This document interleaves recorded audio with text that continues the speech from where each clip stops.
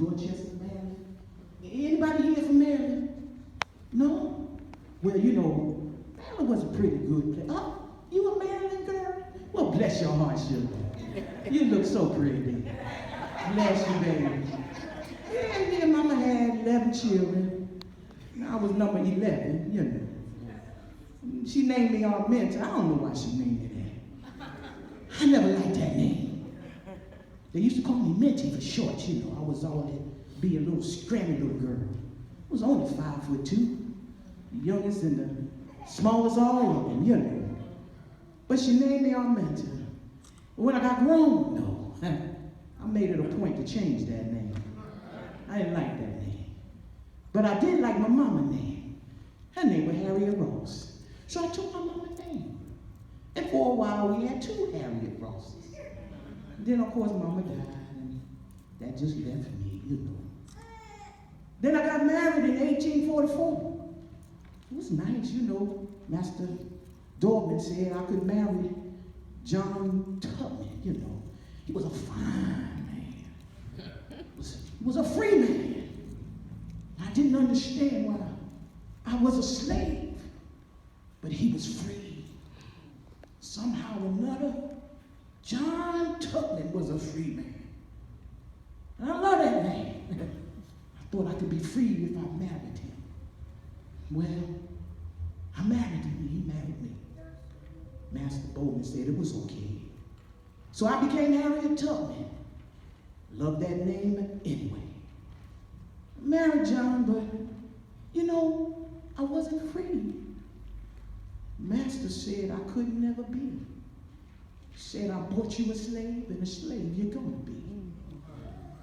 And I said I wasn't born in this world to be no slave, and I wasn't gonna stay none either. Whatever I had to do, I was gonna be free.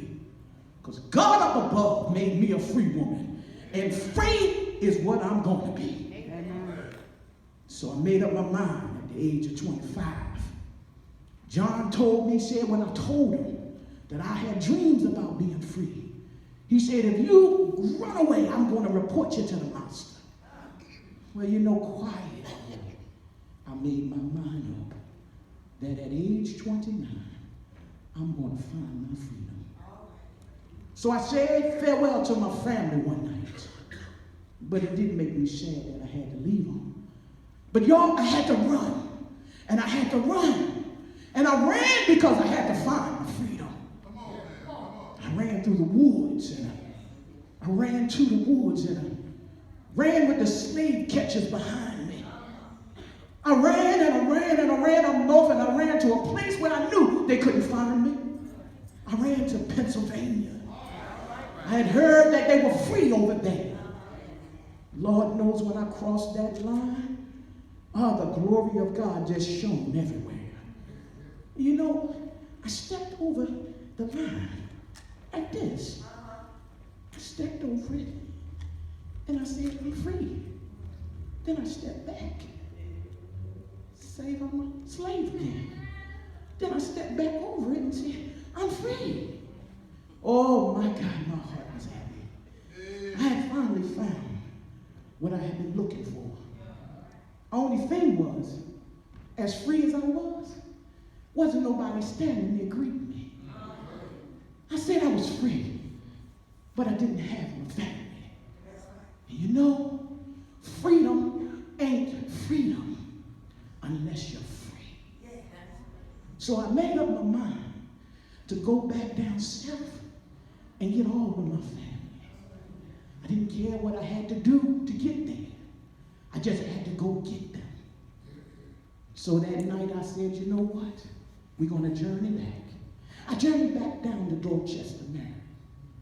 I found my brother, 2 of them. I got them and I got them out.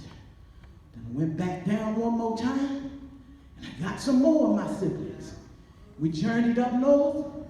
We went through this thing called the Underground Railroad. Now, it was already there when I came around. I just made it a point to use it better than what they had. We had houses along the way. We had networking places or barns along the way. You know, when you heard the dogs barking at you, running at you. You had to run and get in the water. You had to wade down in the water. Way down in the water, children, way in the water. God's gonna trouble the water. When you heard that, you knew to get in that river. Because you see, the dogs can't smell you when you're in the river. They can't see you when you're in the river. They can't pick you out. They can't get you sick. You know, if you're going to be a conductor, you got to make sure your passengers get through. You got to make sure that none of them get lost on that road to freedom. So we went and we went and we ran and we ran and we kept on going. I remember one night we even went by Harriet Tubman's house. Yeah, we did, girl. We went by Harriet Tubman's. Can you believe it? Oh my God. We went by his house and he hit us good. He taught me some things. He said, when you see a candle in the window, that's a free house. Turn in there and the slave catchers can't catch you. Oh, he taught me a whole lot about my passengers. He said, you're responsible for their life. So you know what I did? They said I was crazy anyway.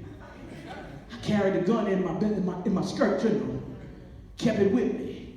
And anybody that was going to board my freedom train, if you were scared, you had to stay where you at. Because we wasn't losing no passengers. We wasn't going to get cooked so the white man could kill us. We wasn't having time to be hung and strung up. We was on journey to freedom, man. And freedom is what we going to be.